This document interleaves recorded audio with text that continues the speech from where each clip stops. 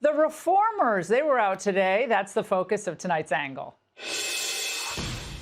Okay, President Trump's been in office for a little more than 10 months, and today he held his 9th cabinet meeting, with cameras, of course, rolling the entire time. You talk about being open and transparent. This has to be the most transparent administration in history. No doubt about it. And we should note his predecessor, well, he also convened 9 cabinet meetings. During his entire 4 years in office, that is. In his 9th and final cabinet meeting, by the way, Biden spoke less than the guest presenter. Well, good morning. I guess it's still morning, isn't it? Yep. We're grateful that Jill is here today. Heard that clapping. It wasn't for me. When we came in, I'd like to turn it over to Jill and for any comments she has. And it's all yours, kid. Thank you.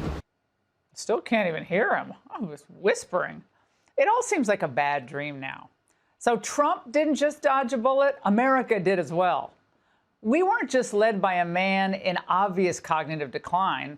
His cabinet was filled with goofballs, too. I mean, when you watch this, there's just no comparison. Secretary of State Tony Blinken, he wasn't respected. His weakness was his calling card. Parents, don't let your sons and daughters grow up to be Secretary of State. It's a different world than it was when some of my predecessors were doing this. My predecessor? What? He always looks scared. But today we have a real Secretary of State who speaks with authority and understands peace through strength. And also that we need to stay strong to remain free. Otherwise, we'll get run over by China. Everything this president does is driven by the American people. Whether you don't have to agree with the actual move, but understand the motivation. The motivation is always you, the American people, and what's good for you, for your family, for the country, and for our economy. And speaking of the economy, imagine if we still had this woman as our Treasury Secretary. Janet Inflationist Transitory Yellen. She was an unmitigated disaster from start to finish. But Scott Bessent, Trump's Treasury Chief, well, he prefers to live in a place called reality, one where brains, common sense, and guts win every time. It's been a great year on the economy, but the best is yet to come. The tens of trillions of dollars that have come in investment, both the portfolio investment by companies, investment by countries, that is turning into a CapEx boom. CapEx boom, capital expenditures brings the jobs. But we know the polls aren't quite showing that same level of optimism, at least not yet. Too many Americans have soured on the state of their own pocketbooks, citing the still too high cost of living, which the entire Trump cabinet spoke to today, with some key context from the Veep. If you look at every affordability crisis that's confronting the American people today, it is traceable directly to a problem caused by Joe Biden and congressional Democrats. Why did homes get so unaffordable? Because we had 20 million illegal aliens in this country taking homes that ought by right to go to American citizens. Why did tax bills get so unaffordable? Because Democrats were raising taxes. Why did food get so expensive? Because we printed trillions of dollars and threw it into green scams that made our agricultural economy suffer while Americans were paying higher prices for food. But the moment that the jackals and the press were waiting for, that came when Secretary of War Pete Hegseth was asked about the now infamous September 2nd strikes on that drug boat in the Caribbean.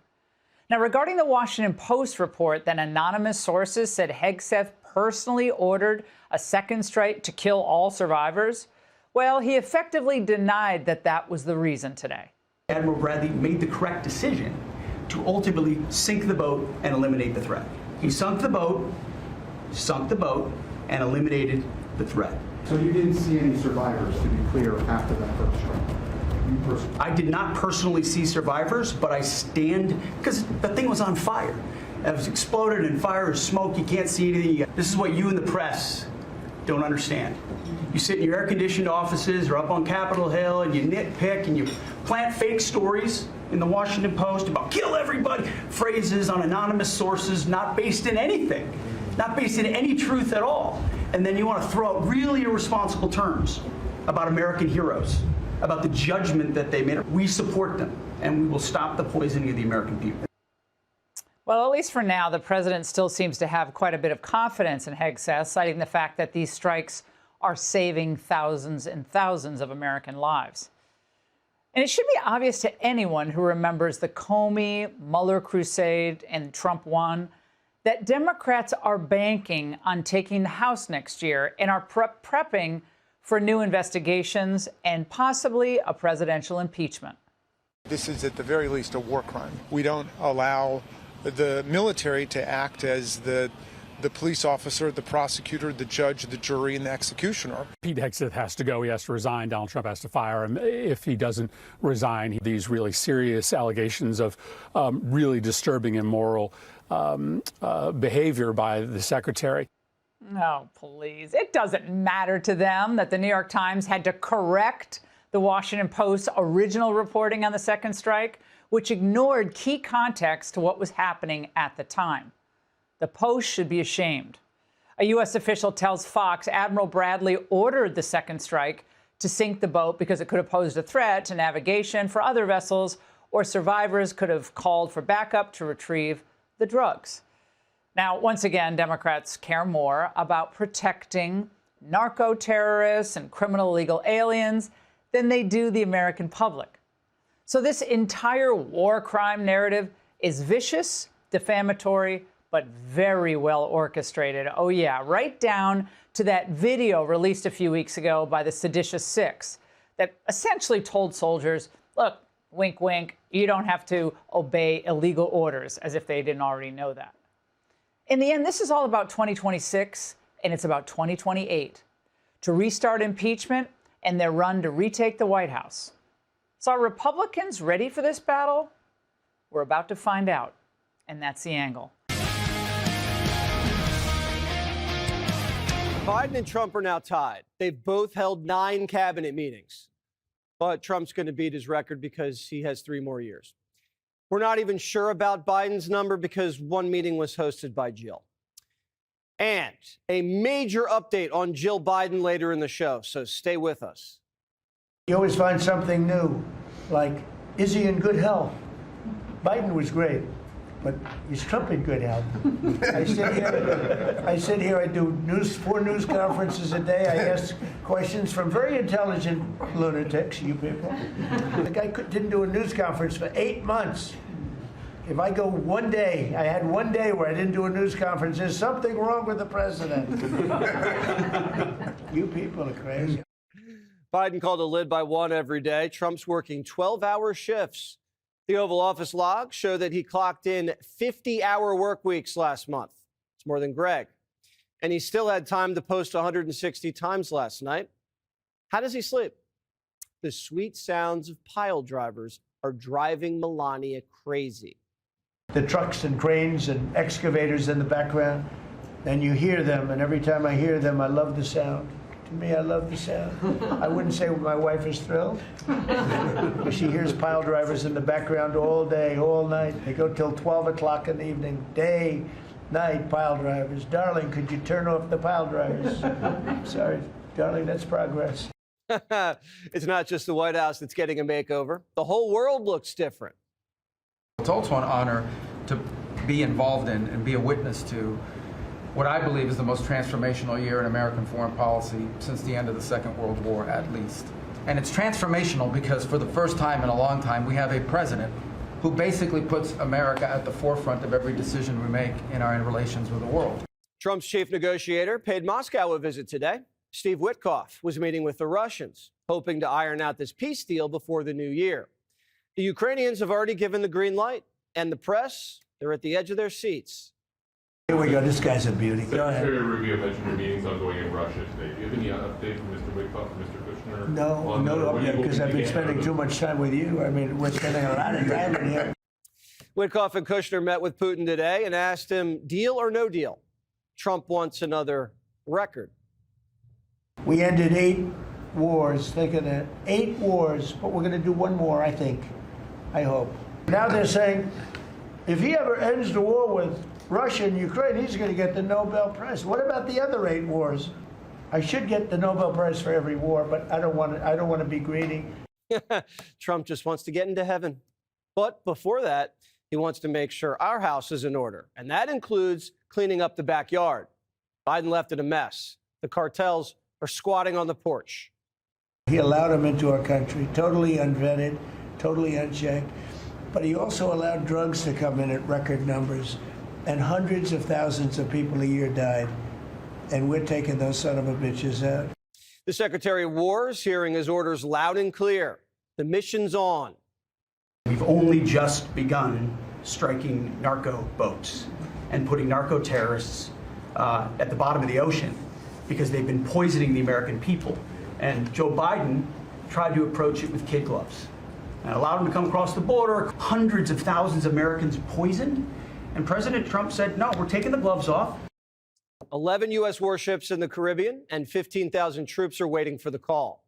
Maduro in Venezuela knows exactly what's coming because Trump's telling him. I can say this, I want those boats taken out. And if we have to, we'll attack on land also, just like we attack on sea. And there's very little coming in by sea. I think we've knocked out over 90% of it. Trump told him, leave or else. And with all the coke boats being smoked, the president's getting closer to making the call. Maduro has three options. Leave with your life, stay and risk it, or go underground and run a shadow government from the rainforest. Reports say the socialist dictator is preparing his forces for guerrilla warfare. Or Maduro's men might mutiny. Their military's small and inexperienced, and Russia's closed up their war chest. Chuck Schumer, though, he thinks he's tough, and he wants to play too. Let me be clear. If Trump were to order an attack on land, that would be an act of war, and Congress would invoke the War Powers Act. Congress hasn't formally declared war since World War II. And I'm not sure we want Schumer involved. He can't even keep the government open. Trump's fighting terrorism, narco-terrorism. He's not starting a war. The war on drugs has been going on since the 80s. He's just the first president not to surrender. And it's not just Venezuela. The whole hemisphere is on high alert. You just mentioned potential land strikes. Can you elaborate anything on that? Are you talking Yeah, about I'll elaborate. specifically? If they come in through a certain country or any country, I hear Colombia, the country of Colombia, is making cocaine. They have cocaine manufacturing plants, okay? And then they sell us their cocaine. We appreciate that very much. But yeah, anybody that's doing that and selling it into our country is subject to attack. The president just announced an entirely new doctrine. Any country that manufactures narcotics and sells it into our country is subject to attack. He's not just talking about vessels. Missile strikes inside Colombia, for instance, or Venezuela. Mexico definitely heard this. Getting filthy rich, hooking our people on poison, is now officially a terrorist act. And the cartels will be dealt with like Al-Qaeda. And governments that harbor them will be dealt with. This is a major escalation. Millions of Americans have been murdered by drug gangs in cities like Chicago, Philly. Overdose deaths have ravaged communities. Addictions torn families apart. It's made poor, young, desperate women do unspeakable things. Cartels have injected decades of death into our nation. And now we're finally, for once, killing them. Democrats now are accusing us, though, of murder. What do we call it when there isn't a war? I guess the common word would be murder. For Pete's sake, you've got people whose boat has been blown up. To make a Hollywood reference, when the bad guys are machine gunning the survivors in the water, it's not Americans in the movies. It's the bad guys. How does not so young Sheldon think airstrikes work? We're only allowed to use one missile, and if the boat doesn't sink, the coke's still floating around and not every terrorist is killed, what are we supposed to do? We're not allowed to launch another missile? Everything has to be a one-punch knockout, no combos? We have to chopper in and rescue all the terrorists and bring them to a hospital? If the target is a boat and people, the mission is to destroy the boat and kill the people. In about 25% of these kind of attacks, we do re-attack. Either if the facility was the objective, to destroy the rest of the facility. If the people is the objective, to kill the rest of the people. That's just the reality of what we're dealing with. And people got to get their head around this. When we hit a tank, What are we supposed to do? Wait for bad guys to jump out and then let them run away so they can get into another tank?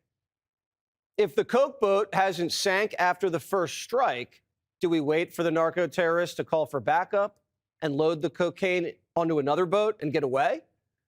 Or do we just knock the boat down to the bottom of the ocean like we just did? These traffickers are on deliver or die missions. They're not leaving hundreds of kilos floating in the Caribbean. These guys' lives mean nothing. It's the kilos that count. If these narco-terrorists swim back to shore and tell their boss, El Jefe, we didn't deliver the product and we don't have the money.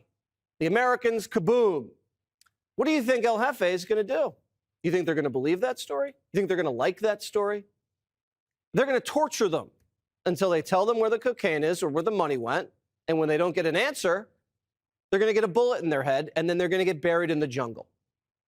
In a way, we actually did these guys a favor. The media doesn't even believe these bad hombres are running drugs on the high seas. They think it's a bunch of bachelors on a fishing trip. Here's the thing.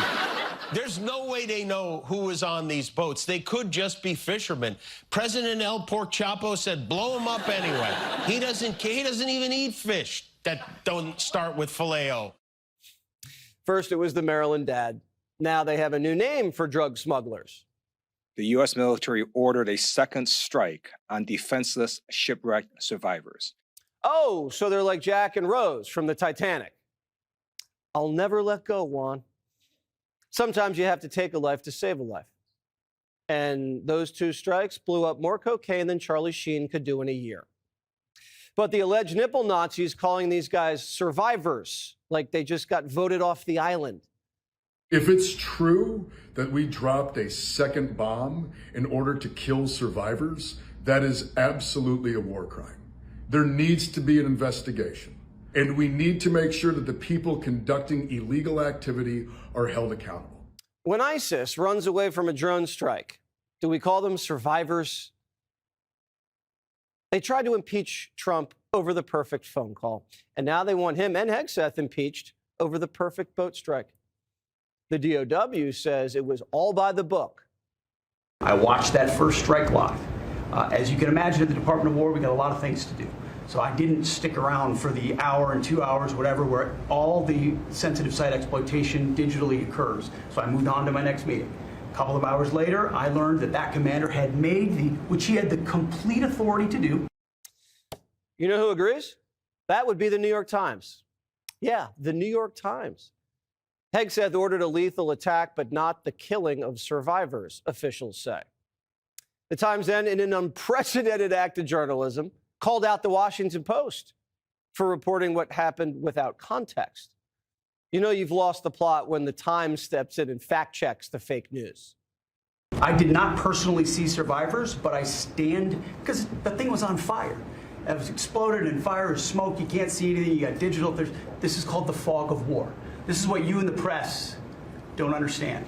You sit in your air-conditioned offices or up on Capitol Hill and you nitpick and you plant fake stories in the Washington Post about kill everybody, phrases on anonymous sources not based in anything, not based in any truth at all. If we're going to investigate the Pentagon for killing terrorists, then Barack Hussein Obama needs to be investigated too. Bombs Away Barry was so trigger-happy that he not only killed terrorists, he killed survivors and hundreds of innocent civilians. Obama launched a drone strike at a wedding. Not a single soldier stood up and said, I refuse to comply with this illegal order. This is a wedding, darn it. There are women and children here. What do you think would happen if the Trump administration called in an airstrike at a Venezuelan wedding? It'd be over. Democrats would storm the Capitol, and in their case, they'd say it was okay. Meanwhile, cartels have killed more Americans than al-Qaeda ever did. Biden bombed a family in Afghanistan, 10 innocent people, and they just said, we messed up. The Secretary of War is not afraid of any incoming. He's taking it in stride. He posted this: for your Christmas wish list, Franklin targets narco-terrorists. Now seditious Six Kelly's crashing out. He runs around on a stage like he's a 12-year-old playing Army. And it is ridiculous. It is embarrassing. And I can't imagine what our allies think. And last night, he's putting out on the internet turtles with rocket-propelled grenades. I mean, have you seen this? Even after the story's been debunked, Democrats are now blackmailing soldiers, threatening to put them in prison if they keep following orders. Listen. The statute of limitations for any crimes being committed now 5 years. It will extend well beyond the end of the Trump administration. Hakeem just said anyone in the federal government carrying out the president's agenda could be facing charges, whether it's in the military, Homeland Security, ICE. They're saying next time a Democrat wins the White House, they're going to try to put you in prison. Now, what's so sensitive about the cartels in Latin America that certain people are trying to protect? Same thing happened in Ukraine, remember? When Trump zeroed in on Biden family corruption there, a CIA agent leaked a phone call to Schiff and they impeached the president. Now Trump's zeroing in on Latin America and CIA Slotkin is threatening soldiers and someone in the deep state's leaking to the Post trying to get Hegseth impeached. What kind of corruption and money are we looking at down here in Latin America that some people in our government don't want looked at? We know the CIA and USAID, they've been playing games down there for decades in the dark. Now, the minute Trump takes an interest in our own backyard, not in Europe, not in the Middle East, suddenly powerful forces are trying to set him up. Very fishy. When did killing terrorists become a scandal? Democrats can let them come into our country and kill us, but we can't kill them? They're defending drug smugglers over American families. What about our rights and our lives? Thank you. Thank you. Thank you. Thank you. Okay. Thank you. Thank you. I hope you enjoyed those free snacks. Found them on the street. Happy Tuesday, everyone. So former Today host Matt Lauer is considering a return to TV after being fired due to inappropriate sexual behavior. Networks are telling female employees not to worry unless you're hot.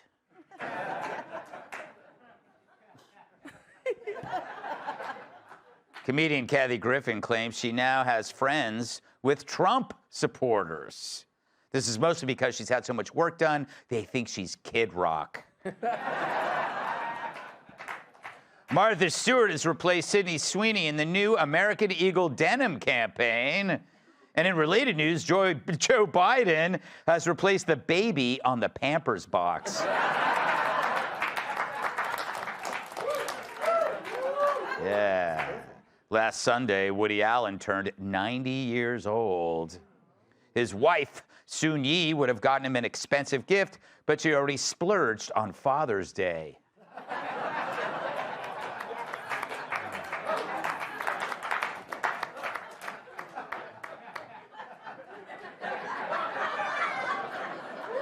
The country's largest warship, the USS Gerald R. Ford, is now sailing into the Caribbean due to escalating tensions between Trump and Venezuela.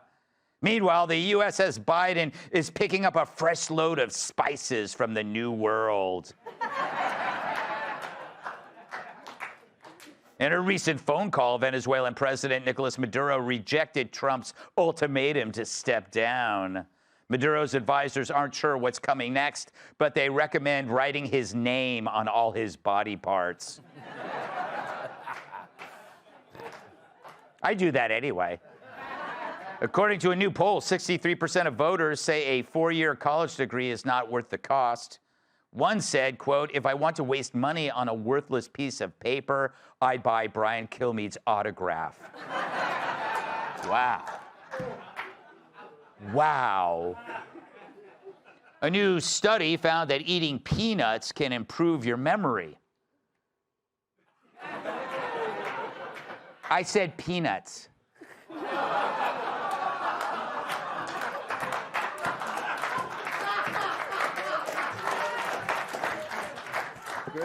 They always make this mistake. And finally, Japan has invented a human washing machine that can clean a person from head to toe in 15 minutes. Ha! We invented the same thing for Joy Behar.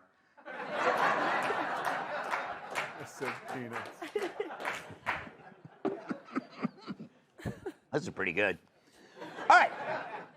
So the White House launched a new website where they highlight the media offender of the week. That's whichever news outlet spins a Trump story the worst. It's got to be tough competition. It's like the cast of The View competing in a don't break your chair contest. But among its offender hall of shame, they mention the hoax that the U.S. Coast Guard will no longer classify swastikas and nooses as hate symbols, a fabricated story that an L.A. woman was kidnapped by ICE, and the media's constant fawning coverage of the Maryland dad. Of course, the media didn't take kindly to this oversight. Jim Acosta says the new website, quote, cracked the code on how to hurt the press. No, Jim, you cracked that code the moment you opened that butthole you call your mouth. Yeah, thank you. A hack at The Guardian calls it a desperate gimmick, and The Washington Post says the website is just Trump ramping up reporter attacks. But what reporter attacks exactly? Is there any proof there? See, it's no wonder they're getting replaced by AI. You'd get a better investigation from a Roomba. It's funny how the media seems offended that someone besides us is holding them accountable. It's cute how they think we're still in a world where people trust newsprint headlines. Yeah, and right before they turn to chuckle at the latest Marmaduke. But the world has changed. Everyone hates the media, including teens, according to a new survey. Of course, teens hate everything. That's why I have to keep painting my van a new color. But 84% of them describe the media as crazy, boring, fake, depressing. I felt like I was reading the latest Amazon reviews of some recent books. But about half believe the media makes up quotes. 6 out of 10 believe they take photos and videos out of context. And only a third believe that reporters correct errors when they actually happen.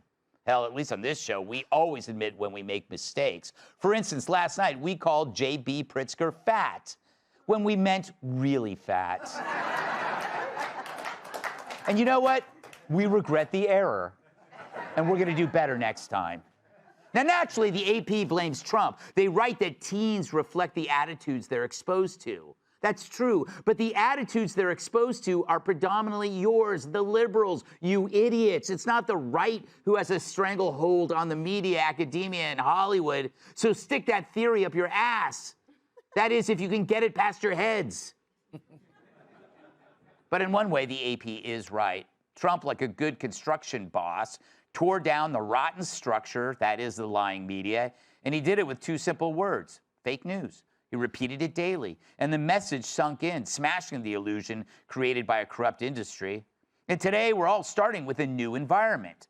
The news is now under construction, and the old tenants are looking more and more homeless every day. Wolf Blitzer just sold me an umbrella in Times Square. And you should have seen the guy who squeegeed my windshield. Obviously, the media would prefer the old days when their manufactured narratives went unquestioned, but that era is dead. After the last decade of cover-ups and fictions, we developed the hoax instinct. So when a so-called bombshell story hits your news feed, it feels the way a story about a sighting of a Bigfoot would feel. You think, is it really Bigfoot, or is there a more rational explanation? Remember, the media lies got ICE agents' cars rammed, and it got people shot and killed. Just yesterday, the media had people believing Trump was in poor health up to the minute he released his test results. So now it's time for the media to take their pants off for an examination. Trump may not be the first person to do it, but when he does it, the gloves are off. Let's welcome tonight's guest. She's so bubbly, she gives all of us gas. Outnumbered co-host Emily Campagno. Comedy Comedy fans travel for miles to avoid his shows. Comedian Jeff Dye. Her infant son is asking Santa for noise-canceling headphones. New York Times bestselling author and Bucks. And old ladies would rather sit on his lap for Christmas. Former NWA World Champion and host of the Planet Tyrus podcast. All right. Emily, what I don't understand, beyond your unfathomable beauty, is that okay to say? Yeah. Okay, good. Maybe without the sarcasm. Okay. Maybe the punchline. That's okay. Continue. How is the media still offended by somebody holding them accountable? It's like it's like they act like you can't do this. And they were just as horrified by President Trump's stamina. So now they're threatening to boycott based on the fact that, by the way, I love that there is, for every offender, a drop-down menu with the specific hoaxes and offenses that they've done. So if you go to the CNN section on the website, it'll list all of them. It is brilliant and hysterical. And the reality is that the White House has to do the press corps' work for it. The White House has to put out there exactly what is true and what isn't, because the press corps refuses to. So now they're saying we're not going to cover anything anymore because you are putting up this website. But it's just the excuse, because remember, they threatened that when they said that Trump's pace was too much and they couldn't keep up. Mm-hmm. And the hyperbole about it, the sickened irony to me, is that they are less concerned with the hoaxes themselves and the damage that this has caused on Americans than they are with, for example, Rosie O'Donnell saying that it was verbal rape of a female reporter. Like, they're less concerned with the hoax than they are with this particular website putting them on blast. Yeah, they're not worried about the effects of the hoax, just that they got caught, Jeff. Yeah. I like this. I mean, we've been doing this forever. This show has been covering this stuff forever. But I think that the media always counted on the public forgetting things. Like, they get something wrong, they just quickly move on to something else, especially with the news cycle. But here, the White House could just point people, go over here. Here's Jim Acosta. Go over here. Here's Brian Stelter. Sure. It's tricky for me because I get my news from X and InfoWars, Sasquatch Chronicles. You are a Bigfoot. Hey, I'm a huge Sasquatch Chronicles guy. Yeah, this is where I get my news. That's what I was saying. I love suspicious news. Yes, you do. But I think it's fascinating that in the thing it talked about how, like, young people already are suspicious of the news. They already believe there's fake news, no matter what they believe it is. So if you watch CNN, you think everything on Fox is nonsense. And if you watch Fox, you think everything on CNN is nonsense. So if you're already aware of that, why is this so shocking to you? I don't know. You should be happy about it. Like, yeah, good. Let's call out some BS news. By the way, Kat, this is exactly what people do to us, right? They always pull stuff out of context, opinions, and say, I can't believe they said that. Now the White House is doing it to them. It's kind of fun. Yeah, well, look, I see how one could make an argument saying that maybe the government shouldn't be weighing in on this stuff and saying what's misinformation, what's not. But it's really hard, I think, for many, if not most, Democrats to make that argument, given all the stuff that the Biden administration did, like actually talking to these social media companies and be like, hey, don't talk about this and that kind of a thing. So it's really convenient. Personally, for me, I think that it's so interesting what's happening with these younger generations, because it's not just media. Gen Z, a third of them identify as independent because they're just like done with all the establishment stuff. They don't trust anyone. They don't trust anything. And if you look, I mean, not the teens, but a significant portion of this generation, they went to school high school during COVID. Yeah. The teens were in school during COVID. I mean, I don't know how you could go through that experience and not be like, I don't really trust you guys. Of course, I don't think that anybody who gets their news from CNN, from MSNBC is going to be like, oh, well, now that this White House website says this isn't real, I've seen the light, because people are so entrenched in their stuff. But I think that I don't trust anyone's source for my news at all. I don't trust you. You shouldn't trust anyone. How dare you? You know who I trust? I trust my family, and I trust my husband, and I trust my cat. And I would also recommend Sasquatch. That's about it. Just like throw that out there. Very trusting. You can trust your family, and you can trust cats. Dogs work with the police. Dogs will do anything. Dogs will do anything for food. Yeah, that's what I'm saying. My dog would sell me out for the tiniest little meatball. Oh my God, I watched my Frenchie do that. Frenchies are terrible. They're a little horse. The horse for food, I tell you. Tyrus. Yes. Listen, this is a typical mistake. I think a lot of men can understand what the White House was doing. This obviously was the president's idea, or a man standing next to the president who said, I have an idea. We're going to settle all these arguments with facts. Yeah.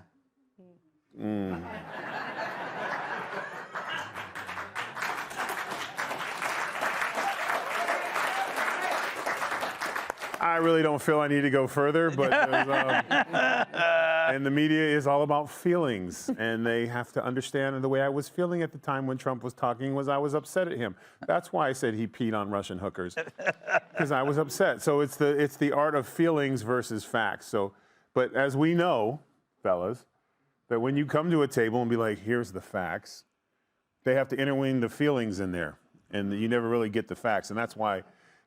Exactly. See, I'm treading this line so carefully here. I want to say it, but I'm not going to say it.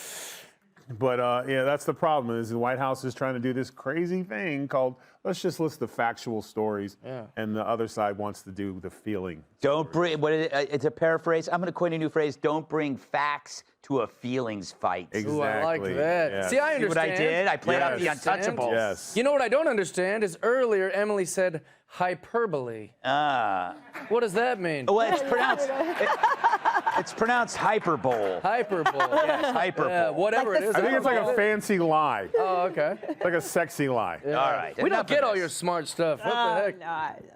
Okay. Hey, Sean Hannity here. Hey, click here to subscribe to Fox News YouTube page and catch our hottest interviews and most compelling analysis. You will not get it anywhere else.